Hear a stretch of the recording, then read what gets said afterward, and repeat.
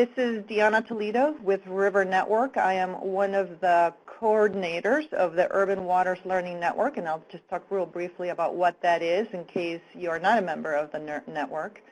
So this webinar is hosted by the Learning Network, and the topic today is training a green infrastructure workforce. And we are lucky to have three great presenters, Yeong, Kwon from the Center of Watershed Protection. We've got Eli Allen, Baltimore Center for Green Careers out of Civic Works. And we have Glenn Abrams of the Pennsylvania Horticultural Society. And these are three organizations that are sort of leading the charge in creating workforce development programs to install and maintain green infrastructure practices. So I'm glad to see there's broad interest in this topic and looking forward to hearing their presentations. So just really quickly, this webinar is an hour in length. We'll start with Yeong and Eli Allen, who are working together on a project.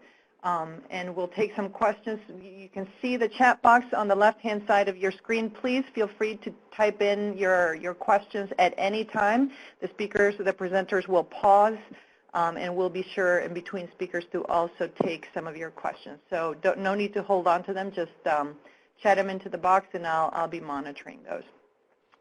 So really briefly, the Learning Network is coordinated by Groundwork USA and River Network with U.S. EPA funding.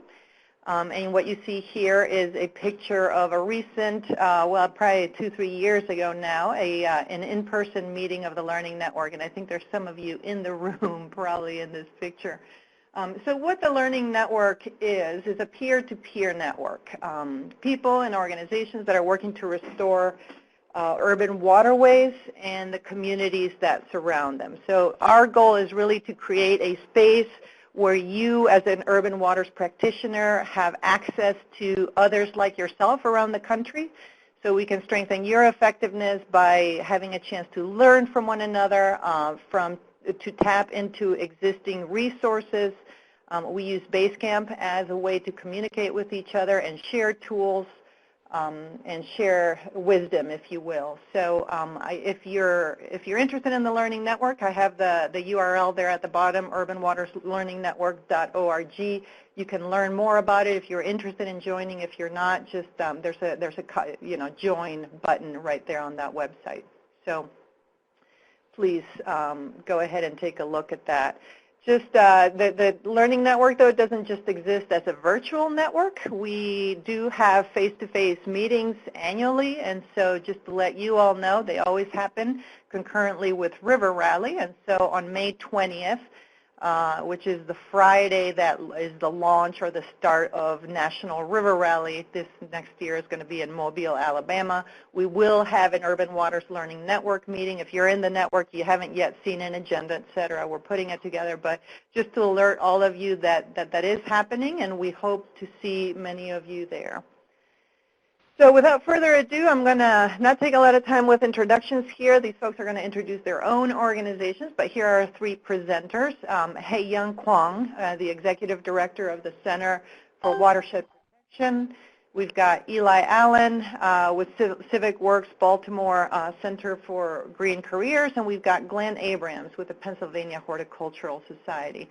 All three are Urban Waters small grantees through the EPA Urban Water Small Grants Program. They have received funding in part to design and start implementing these workforce development trainees that they're going to talk about here today.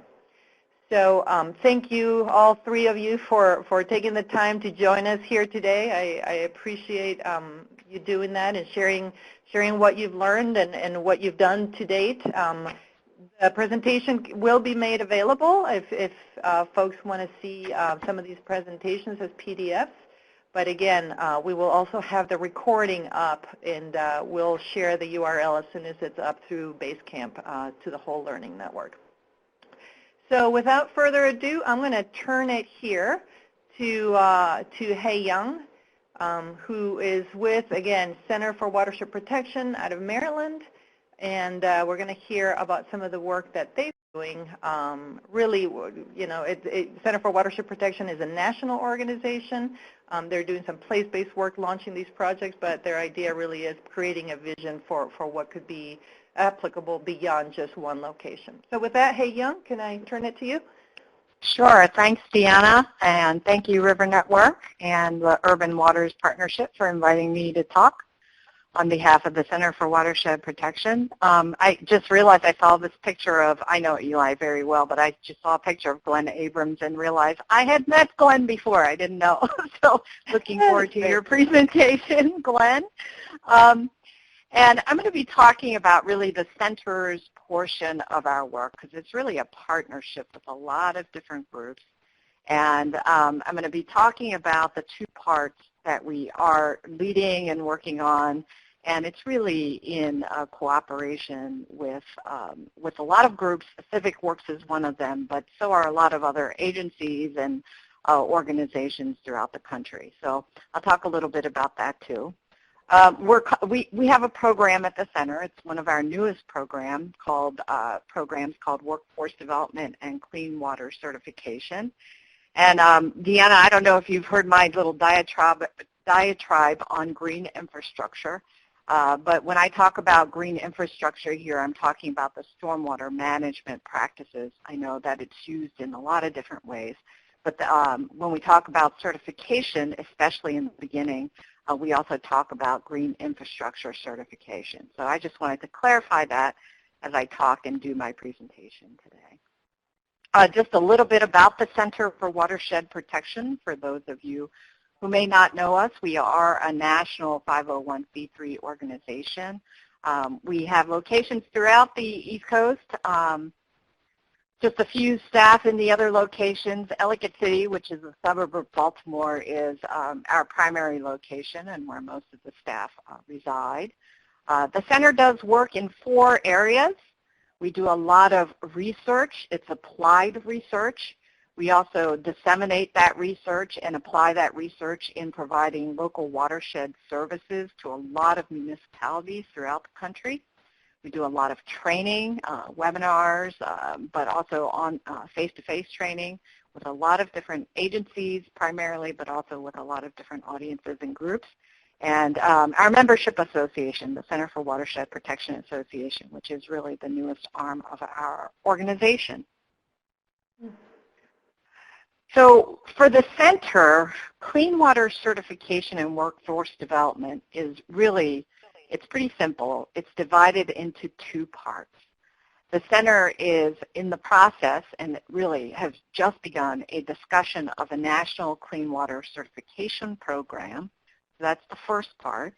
And then the second is pilot workforce development projects. And of course, the work that we're doing in Baltimore is probably more progressed than some of the other communities that we have worked with. And Eli is going to talk a little bit more, I think, about our partnership. But I'm going to touch on both of those today. So why green jobs and certification? Why clean water certification in particular? Sorry, somebody's, here we go, sorry. We were hearing a lot of feedback from different people. I think the center has been involved in a discussion about certification as it's related to green infrastructure for some time, but I wasn't really convinced of the value the center could bring to just a certification program for the sake of certification. But we heard a lot of things. One was that standards were needed for installation, maintenance, and inspection. We've heard stories after stories about failed green infrastructure practices because contractors didn't know what they were doing. People also have talked about the need for maintenance and that a lot of these structures are being put in, but people don't know how to maintain them. They're not functioning at the optimal level that they were intended and designed and installed for. And then that there was really a big demand and drive for workers in this field, and that there was a gap, basically a gap in the needs for standards on these types of skill sets and the drive. And the center starting to talk to a number of people who felt that the center could be well poised if we looked at the right audience and looked at a good program and helped work with a multiple number of stakeholders to develop a program like this. So really, there were a couple things I'm going to talk about a little later that sort of further convinced me this was the right thing for the center to pursue. And of course, you know, the big thing, it's not news, and I think anybody who's really looked at the poverty rates, and probably a lot of the folks that have been involved in the urban waters already know this, that if you look at a lot of the urban centers, and you could probably look at some rural ones too, there is concentrated levels of underemployment and unemployment and poverty. I had this really, right down at the bottom, there's a URL for a New York Times news graphic. I tried to do a screen capture, but I was unsuccessful. And what it does is it shows a map of poverty rates in the U.S., and you can really scale down to see what they are. And I did one for Syracuse, New York in particular, because that's an area that has, you know, a couple of partners have interest in pursuing this idea and a local pilot in their area.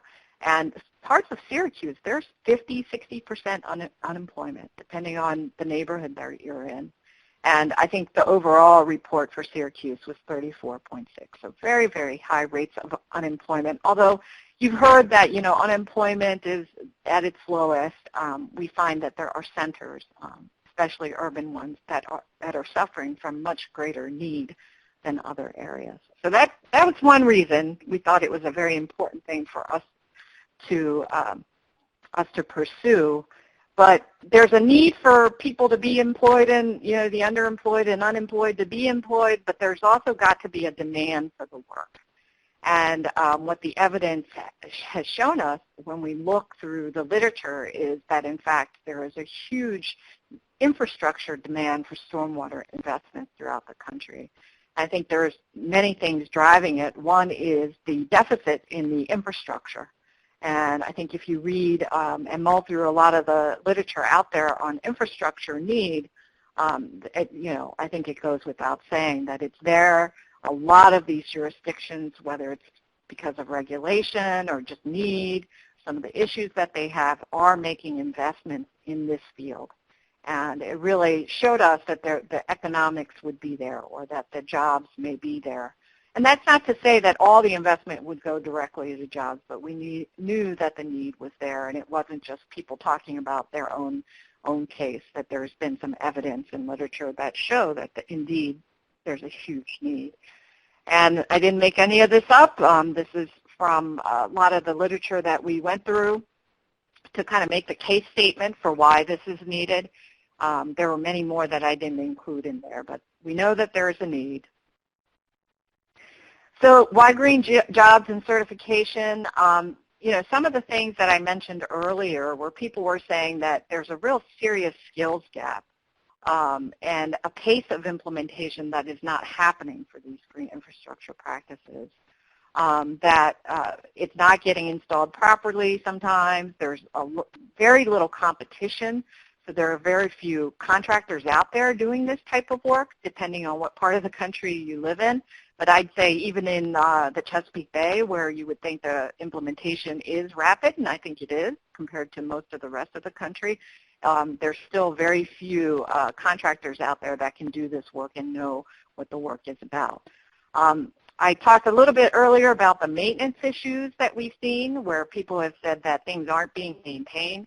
You know, when they build these management practices, they are expecting some level of performance in the removal of pollutants. And because they're not maintained, and maintenance often comes down at the bottom of the list, that they are not performing or just simply failing.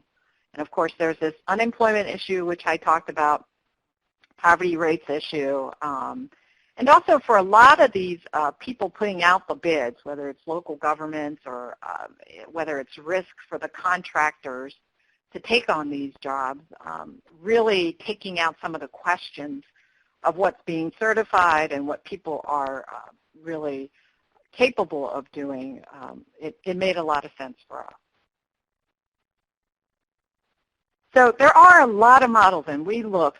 I mean, people, when we told them we were venturing on this path, we got lots and lots of feedback and information about the other models that are out there. I know Eli and Civic Works has a long history with some of the other programs that are out there on energy, and I know they've had a successful program there, training people on those types of skills, and we think we can borrow lessons learned and lessons from some of those existing models to apply them to this green infrastructure certification and pilot training program. There are other models that aren't necessarily focused toward the underemployed and unemployed that sort of touch on many of the issues that that green infrastructure installation and maintenance will touch on, like sediment erosion control, LEED. A lot of them are focused toward professionals. And again, want to stress that our initial focus here is the underemployed and unemployed. And we have talked about maybe having a tiered certification approach for professionals later on. So I'm hearing a lot of background noise, Deanna. I'm wondering if somebody needs to mute their line. Yeah, if people could please type *6 if you're on the phone line. Okay. Sounds like somebody's doing their chores. Okay, so it's a wholesale approach too. One of the big concerns when we're looking at the underemployed and unemployed and certification is adding an additional barrier for them to get livable or living wage jobs. We're very cognizant of that, and our approach in the national certification that we're first seeking is much more of a wholesale approach where we're certifying training programs to have consistent elements rather than looking at individuals in testing. I do think that is somewhere down the line as well. I know that the Water Environment Federation is looking into that with some help with DC Water. But our thought is that the pilot programs would be the testing grounds for which we determine, what are the basic elements that we need to certify training programs and make sure that they are consistent with the needs of the employer. Okay, so the certification, the national certification has already been, we've decided it needs to be divided up into two parts already for green infrastructure. One is the inspection and maintenance side, because I think that's, that's one element of it, a very important one where we've, people have noted that there's a huge gap, but there's also the installation and construction component. So we see both of those elements coming to be as we develop the national certification program. The certification, the clean water certification, we hope will be a platform for discussion and future certification on other opportunities. I don't know how many of you that are on the line are aware of some of the stormwater regulations that have come down. I think that's been a big, big driver to why this need is there and why it's so great. But as part of the local government requirements for regulated communities, there's other areas where we feel like there's a big, big need. Industrial site inspections, for example, illicit discharge detection and elimination, which I've talked about pretty extensively at river rallies in the past and the big gap there, as well as education and outreach as it pertains to pollution removal and MS4s or municipal separated sewer communities. So I think those are the areas that we're hoping to look into beyond just what's known as green infrastructure. And just, I guess, a final word about clean water certification, which I think I mentioned that we did a national stakeholder meeting, and we're just beginning that process. We started it in November. And it's been really interesting, and we've had a chance to talk to a wide audience of folks. As you might imagine, to get buy-in for a certification program, it's not just the technical experts, and the center does bring some technical expertise to the table, but we also have the employers themselves, and making sure that the training that we recommend, and we do in the pilots in particular, responds to the training that they need. It's also bringing local governments and state agencies on board to talk about opportunities for real jobs and the formation of jobs, the way that the contract language is stated to do preferential hiring for this type of certification program or people who have gone through the program. It's also important workforce development organizations. We find that when we go to various communities that there are agencies, sometimes there aren't existing agencies or infrastructure, but groups like Civic Works really makes the idea of coming up with technical elements a lot easier if they've dealt and know how to recruit people, to provide them other skills beyond the technical ones. And then, of course, in other communities like Syracuse, we're working with community colleges, the SUNY program, as they have some existing infrastructure for some of the trainings as well. So it's a very wide and diverse group of stakeholders that are developing or helping to develop the standards, and we hope within a year or so that we will have the first set. So a little bit about the pilot communities, and really just a little, because I think Eli is going to be talking about the work that we're doing with him and Civic Works in Baltimore City. But I can't, I can't emphasize enough just how important Civic Works is a partner for this program. One, we wanted to succeed in recruiting the right types of people, but also providing them with support and job readiness and other skills that you need to be job ready, because it goes beyond just having the technical skills. And these people have to be ready to receive the technical information and understand what the job entails. So what Civic Works does is really go through a list of questions with these people to make sure that they are put into a program that is appropriate for them and they understand the expectations of the program before they come in. Also, Civic Works has an excellent tracking program and a graduation rate and retention rate. And organizations, many of them have, that we're working with, have already have that infrastructure in place to make sure that they're tracking the people that are getting the jobs, making sure they provide the post-employment support, they're providing that support, and making sure that, to the extent possible that they provide that support so they can continue to be in that job, and it's not just a matter of getting the job, but staying in there.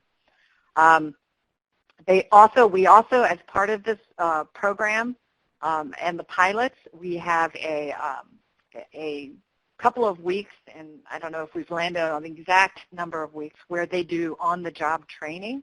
And it's really two things that I think Civic Works does. One is to remove the barriers to hiring people and making sure that they fully support them to be successful in living wage jobs. As you might imagine, just technical training on green infrastructure is not going to be enough when you're talking about the underemployed and unemployed, and I talked about some of the soft skills training. But there's also a lot of things like safety training, confined space entry. And as we talk to employers, our thought is, what would incentivize these people to hire them at a living wage and not just at a minimum wage? Because we know that a minimum wage is often not the living wage.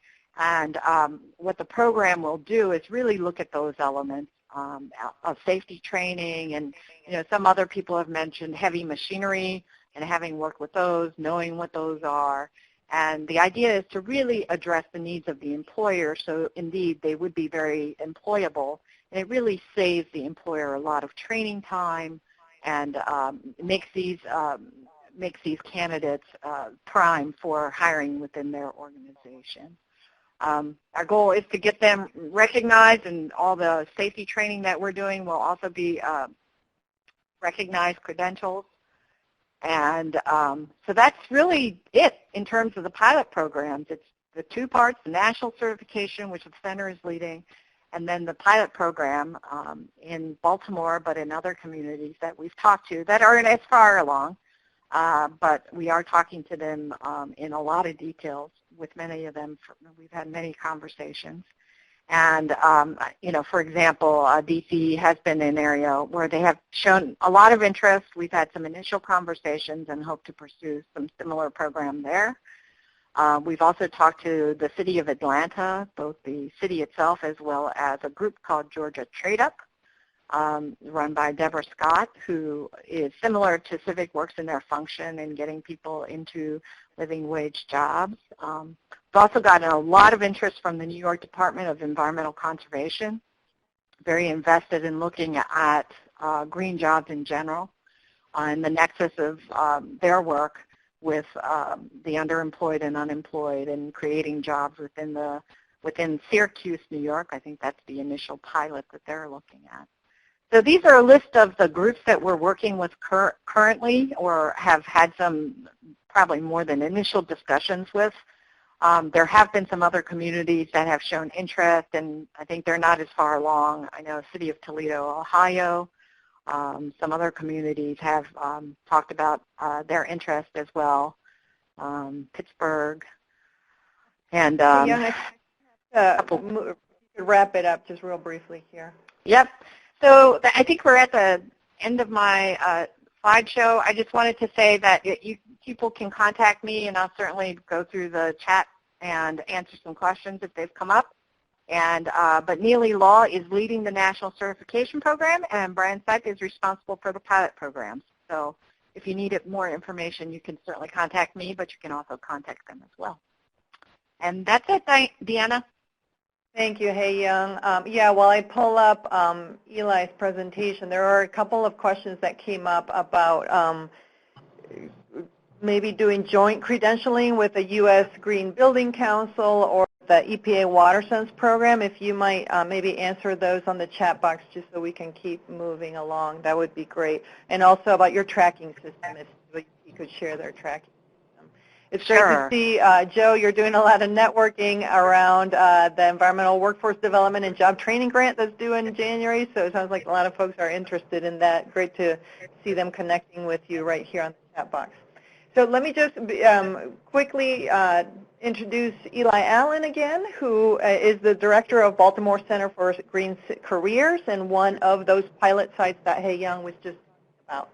So Eli, you want to take it away? Thank you. So Civic Works is a Baltimore-based nonprofit, and I want to share a bit about our workforce development model as we applied in Baltimore City, and share how we are expanding our work to include stormwater in partnership with the Center for Watershed Protection. So overall, the mission of our workforce development work is to expand access to family-sustaining jobs in Baltimore for residents originally locked out of high-quality employment due to different barriers to employment that individuals in underserved communities face. We currently have 4 sector-based training tracks. Our brownfield environmental remediation training, which we've been operating since 2001 under the grant from the EPA, the Environmental Workforce Development Job Training Grant. Over the past few years, we've been able to kind of cross-train each one of those participants in partnership with the Center for Watershed Protection for stormwater green careers as well, also with a grant from the EPA Urban Water Small Grants Program. We also run energy efficiency training, solar training, and then looking about 1 year out, we will be launching a standalone stormwater construction and maintenance training in order to train even more people for that growing sector of our Baltimore and U.S. economy.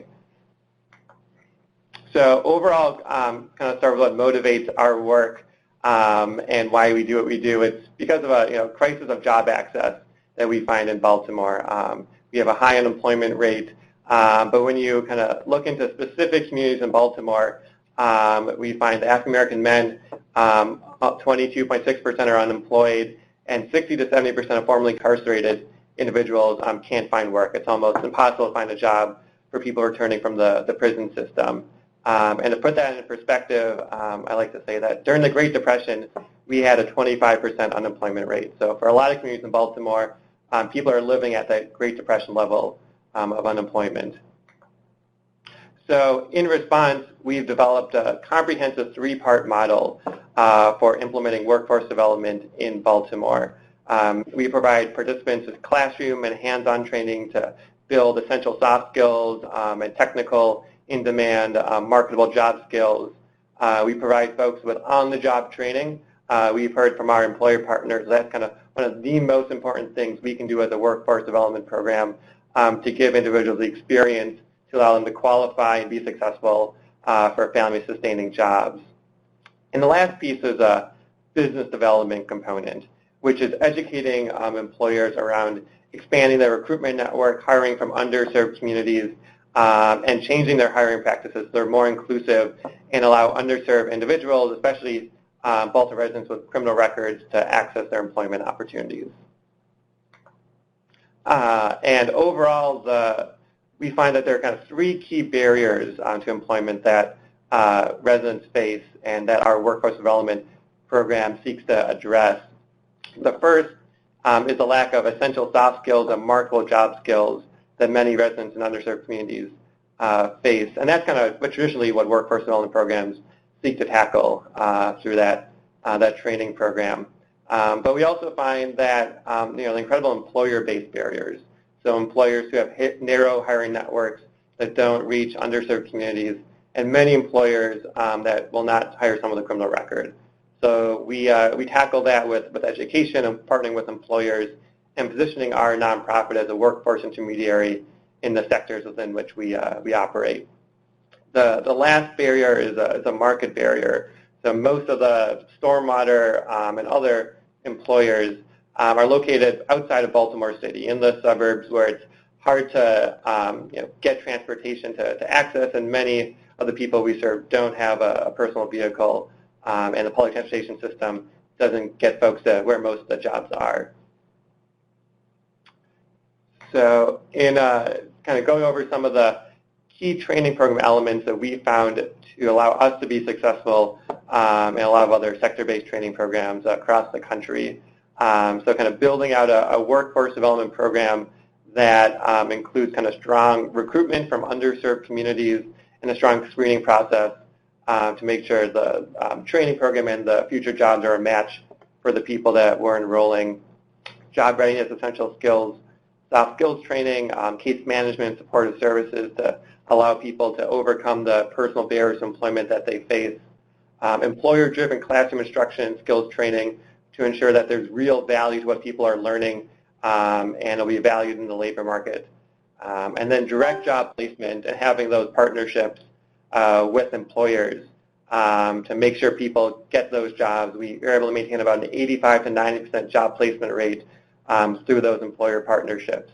And then it's the post-placement component, so continuing to follow up and stay in contact and provide case management services to past graduates to maintain a high retention rate, to make sure people continue to be successful once they're in the field. We found that through that strategy we can maintain about an 80% one-year job retention rate. And overall, it's positioning the training program so it's trusted by local employers, so they look to the training program when they need to make a new hire.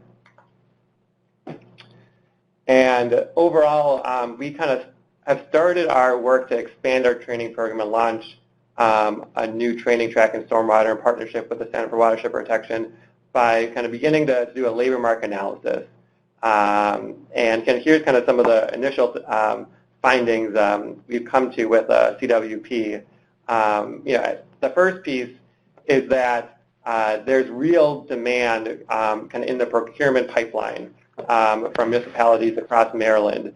So we know in Baltimore City, spending on stormwater construction will increase from $1 million to $40 million in 2018.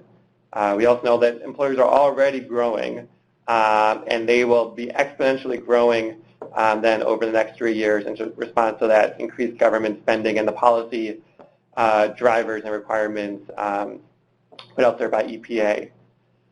In addition, we see that these are good paying jobs, and employers are finding real significant skills gaps, and so they're not able to fill their positions because they can't find enough people with essential soft skills, equipment operations experience, excavation, site vegetation maintenance, and other key areas of experience and skills and knowledge that they need to fill their hiring goals.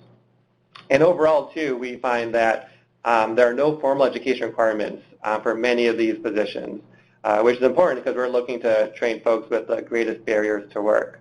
But at the same time, there are significant knowledge, skill, and certification barriers that we can help people attain through the training program, which allows us to know then they'll be graduating and obtaining jobs that provide family-sustaining wages and have opportunities for career advancement.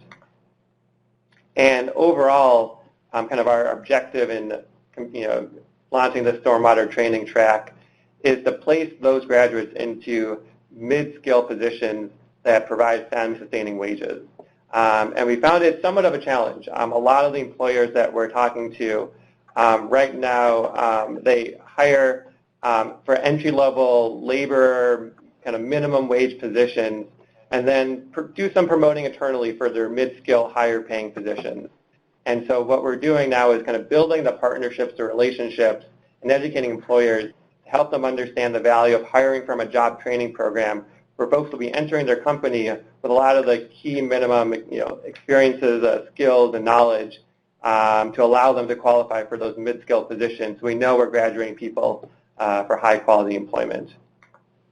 Eli, the time, if you could just kind of keep it moving.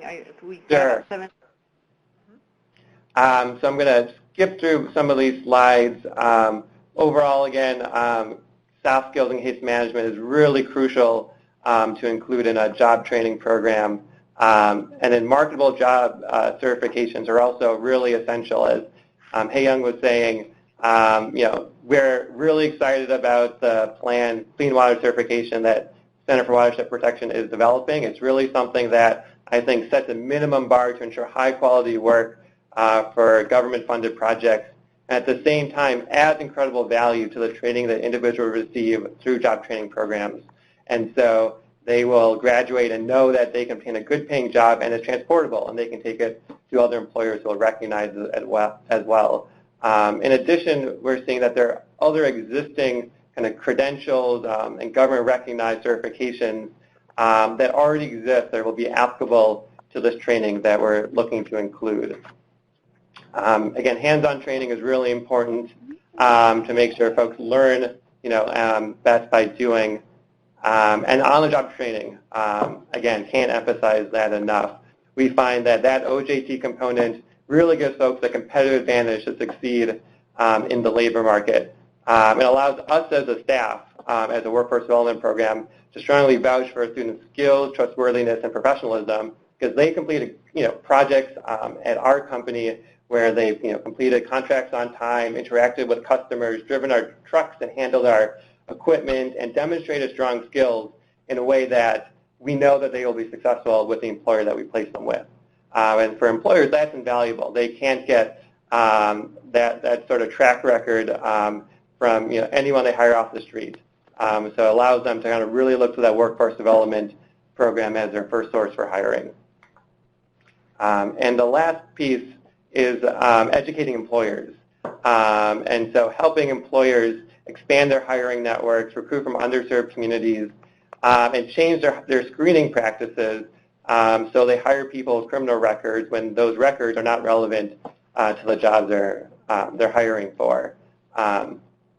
And overall, we find that the best strategy for doing that is that education piece and also partnering with government agencies to tie different government investments in the green infrastructure practices to those practices that allow for local hiring and hiring from underserved communities.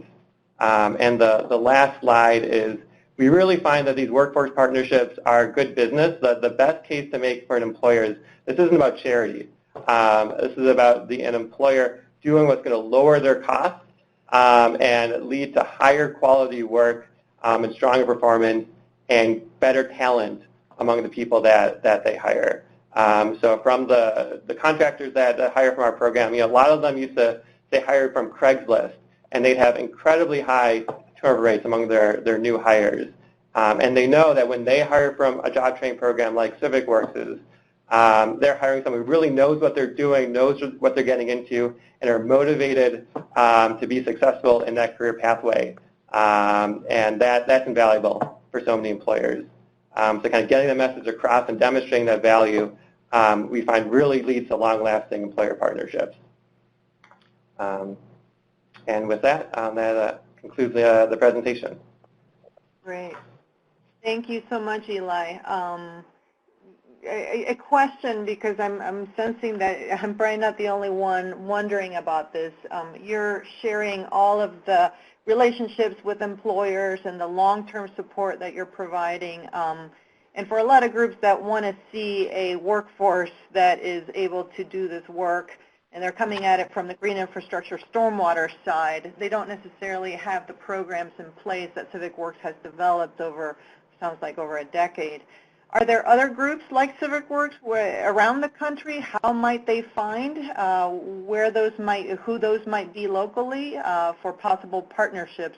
Other organizations who might bring kind of that component of they really know how to get people trained and just deal with other just accessing the job market skills that are outside of green infrastructure. I would, I think Yeong knows a lot about the network of workforce development programs that are operating in this space. I'd add that there's the National Fund for Workforce Solutions is kind of one group that supports a wide range of sector-based job training programs across the country that kind of utilize these best practices. And a lot of them operate kind of construction skills, job training programs, for whom it wouldn't be too much to expand to include green infrastructure. So I think there definitely are a lot of strong models and programs, in most regions across the country.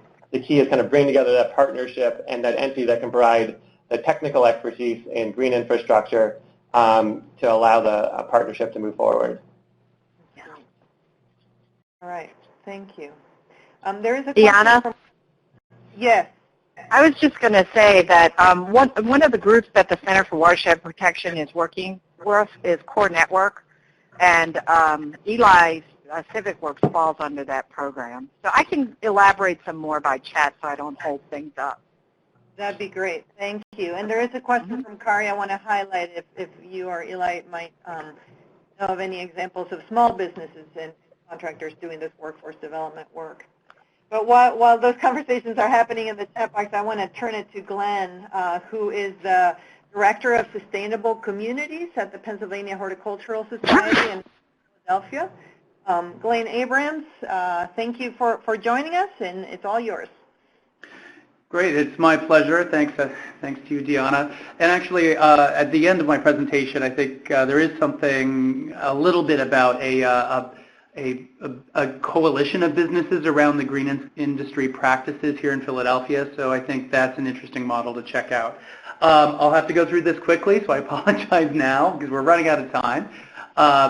But just let me start with the mission of PHS, or the Pennsylvania Horticultural Society. Have it up here on the screen. We connect people to horticulture and together create beautiful, healthy, and sustainable communities. We are the nation's oldest horticultural society, founded in 1827. So you see we have about 27,000 member households throughout the world, not just in Pennsylvania. Probably most well known for the Philadelphia Flower Show that happens every year around March, attracting about 250,000 people into the city. But we have a very robust program of urban greening activities. So ranging from community gardening and urban agriculture, urban forestry, public landscapes, and then a lot of education and training for our members, for municipal staff, and for professionals. So really the work around workforce development kind of falls in that realm. To place this in context and why this is taking place in Philadelphia and why it's so important, I want just to talk a little bit about Philadelphia Water Department. Prior coming to PHS, I was at Philly Water for a number of years and worked on the program that I'll highlight. But Philadelphia Water Department is unique because it is a municipal utility that handles drinking water, wastewater, and stormwater for the city, and as you see, for drinking and wastewater, drinking water and wastewater outside of the city as well. So, you know, this is the city department and utility that has the regulations or the authority to ensure clean water in this area. The other context here is just understanding the immense sewer system in Philadelphia. As you see, over 3,000 miles of sewers. I'll highlight 164 combined sewer outfalls on this map. The brown color area represents about the 60% of the city that is served by the combined sewer system. You know, very common in this part of the country. So, you know, the program that was created to mitigate the combined sewer overflows. So by having the single pipe system, you know, the number of times that the systems overflow to prevent basement backups and flooding on streets and things like that is still relatively high here in the city. So in order to comply with the Clean Water Act, and that the city developed the Green City Clean Waters program. This is the city's combined sewer overflow long-term control plan update. And really, after years of planning and modeling the sewer system, what was proposed and ultimately approved by the state of Pennsylvania and US EPA was what I think is probably the most comprehensive green stormwater infrastructure plan.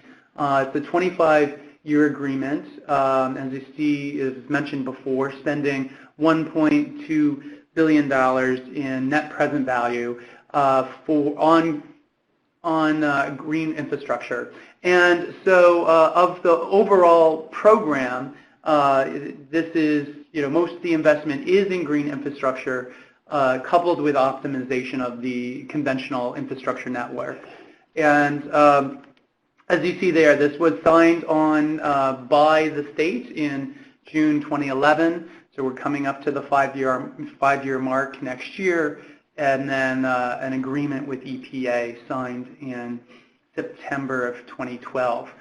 So we're very familiar with stormwater, green stormwater infrastructure practices, but, you know, a range of practices. This is what is being installed in Philadelphia. All these photos are from Philadelphia. And here's a map. This is on the phila.gov website, and all of the green infrastructure projects that are installed or in design currently are on this map, and you can see very widely dispersed around the city. To date, there are nearly 1,000 projects that have been either installed or in design in the city. So this is obviously spurring demand for ongoing maintenance of these green infrastructure practices and the need for people that have appropriate skills and knowledge regarding green infrastructure. So there's been a lot of talk about this here in Philadelphia, and as you heard, in other places like Baltimore. And so PHS, as an important partner in the program, applied for an Urban Waters Small Grant, received that in 2012, and developed this training program in partnership with one of the local watershed partnerships, the Toakany, Tacony, Frankford Watershed Partnership, and the Philadelphia Water Department.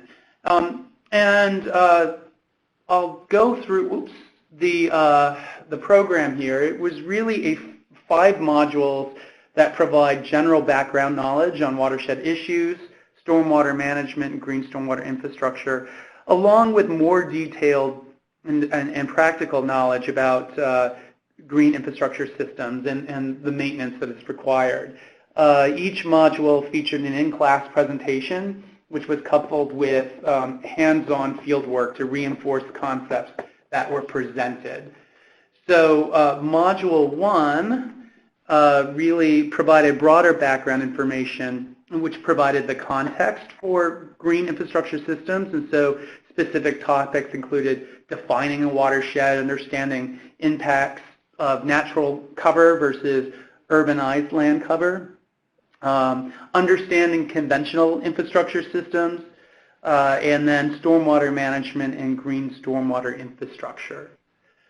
The second module began to focus in on how bioretention systems specifically, how they work, really focusing in on the components and common maintenance issues associated with each component. So as you see here, I'm sorry, I should be on module 2, common components, inlets, planting beds, outlets, and really starting to identify the maintenance issues and how they impact the functionality of systems. So it's really important for people that are maintaining the systems to understand the functionality before they really begin any kind of maintenance program. We really believe strongly in that. And so as you see how something like clogging, really simple issue, but has a profound impact in terms of it can lead to water bypassing an inlet or any kind of opening, and then therefore preventing the system from functioning. So these are just some of the kinds of issues that were being presented. In the third module, we zeroed in on specific maintenance tasks, and again had these categorized by the green stormwater infrastructure components. So beginning to just identify common problems and offer solutions, and then, as I said, this was again reinforced in the field, going out and investigating particular practices, making some modifications, based on the recommendations that were provided during the classroom activities. Module 4 really focused on a particularly vexing issue when discussing green infrastructure maintenance, and that's weeds and invasives. So we spent quite a bit of time in the classroom focusing on identification of common weeds and invasives and management techniques. In terms of management, we had a particular focus on organic methods, and again went out into the field and reinforced the learning through field work. Module 5 focused on maintenance issues outside of the management practice that could have some sort of impact on the functioning. So for instance, mowing is an issue, and properly managing grass clippings, because grass clippings can easily clog up an inlet, or and clearly delineating a bioretention area, so landscape crews really understand where mowing should and should not occur, and of course proper fertilization and herbicide application. As I mentioned, each module had an associated field activity, so there were several green infrastructure facilities that were maintained and improved at school sites, parks, and recreation sites throughout the city.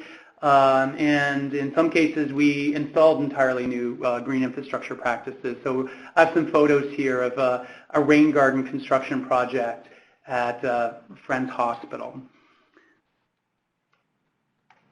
And we partnered as part of this grant with Green Treks to produce a video highlighting this project, and all of the modules, all the PowerPoint presentations, all the kind of classroom work was put together and is available here at this URL, so stormwaterpa.org/green-jobs. So you can access this video and all of the modules at this site. So I encourage you to check that out. So just in a little bit of time remaining, I just want to mention that we adapted this training for a new EPA Urban Water Small Grant for a program in the city of Chester. Chester is just beginning to pursue implementation of green stormwater infrastructure. So our focus is a little broader. We're really kind of looking at how general land care practices can impact water quality. We are presenting basic watershed concepts, talking about green infrastructure, but the role of trees, managing invasives, sustainable turf management, and riparian buffers. So just a few photos of some of the trainings we've done to date. And just to mention that our next phase, currently we've been working with the Parks Department, but the next phase will partner with local job skills training program to adapt the program for youth and young adults.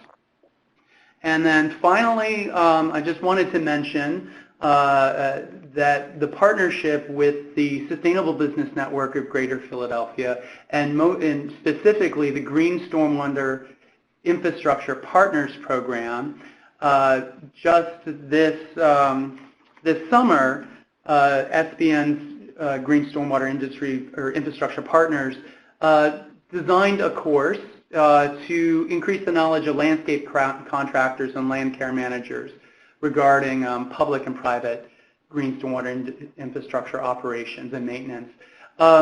So you see there, they're just providing, similar to our program, the background regulatory context, the components of BMPs, how to maintain both the vegetation above ground components, as well as being aware of maintaining some of the gray infrastructure components, pipe, and flushing and things like that, and diagnosing, responding to safety and performance issues.